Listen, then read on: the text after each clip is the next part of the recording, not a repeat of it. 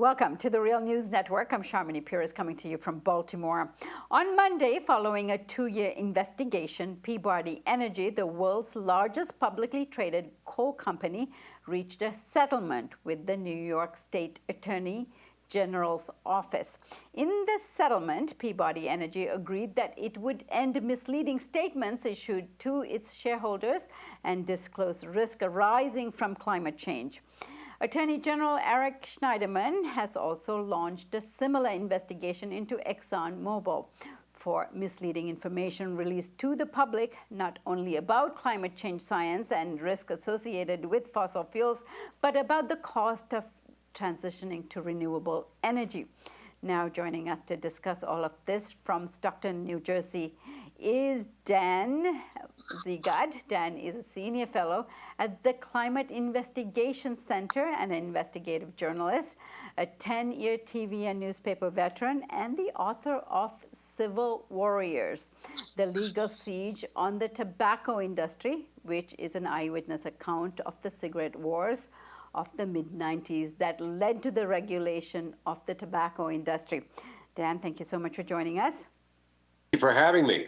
So Dan, let's right off the top take a look at the New York State Attorney General, Eric Schneiderman, and what he said about the Exxon case here. There are numerous statements over the last 20 years or so that question climate change, whether it's happening, that claim that there is no competent model for climate change. So we're very interested in seeing what science Exxon has been using for its own purposes, because they are tremendously active in offshore oil drilling in the Arctic, for example, where the global warming is happening at a much more rapid rate than in more temperate zones. Were they using the best science and the most competent models for their own purposes, but then telling the public, the regulators and shareholders, that no competent models existed? Dan, Peabody Energy and Exxon have been actively misinforming the public, and the Attorney General here has really taken this up.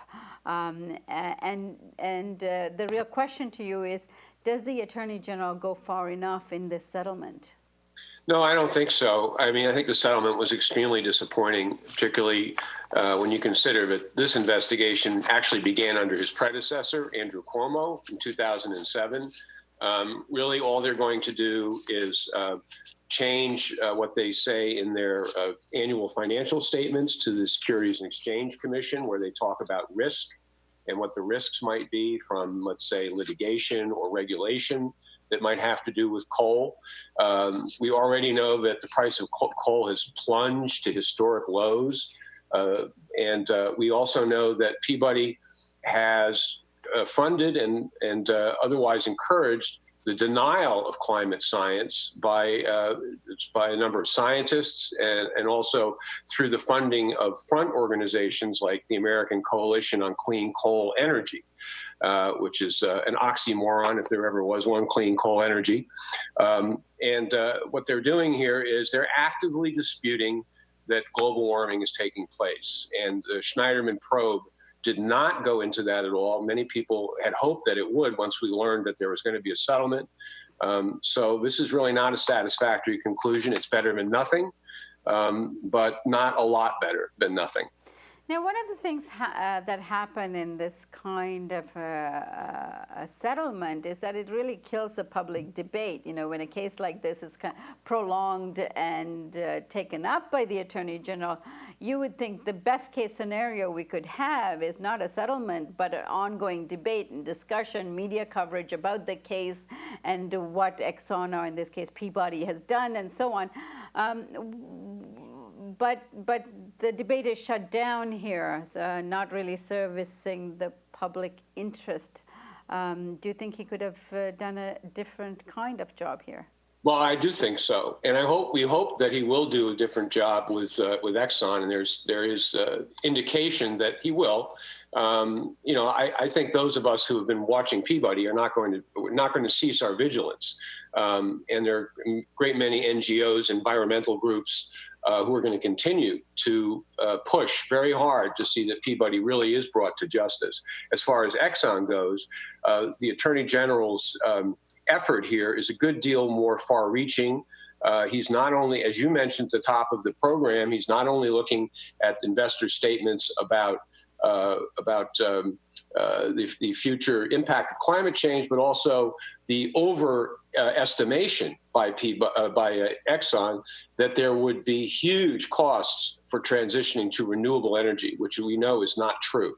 And the documents and so forth that we hope will come out of the Exxon Mobil probe could take us to a very different understanding of what the company and indeed the whole industry has been doing or not doing about climate change. So we have hope that the Exxon Mobil investigation, also because we've seen the particulars as far as his press release went and his public statements, where he's talking about, we want to see records as to what Exxon Mobil spent on climate change denying organizations. We want to see how much money they spent on participating in trade associations like the American Petroleum Institute, the American Legislative Exchange Council, that are actively promoting climate denial, which is throwing sand into the gears of the entire world's effort to do something about this life-threatening crisis.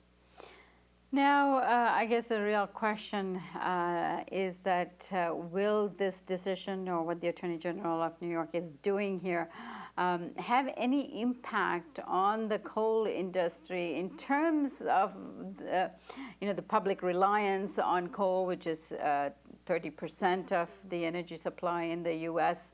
Do you think this will have any dampening effect on the industry itself?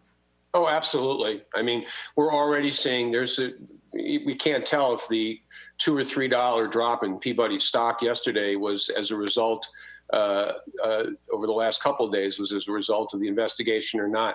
But already the Wall Street and the investor community and the big financial and the big banks, the big rating agencies have already downgraded Peabody stock multiple times. People knew that something like this was coming.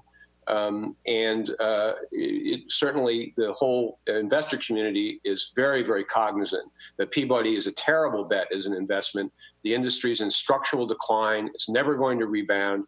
And 30%, that's down from about 10 percentage points just in the last couple of years. So coal plants are being shut down every month, every year. There are more coal plants being taken out of service.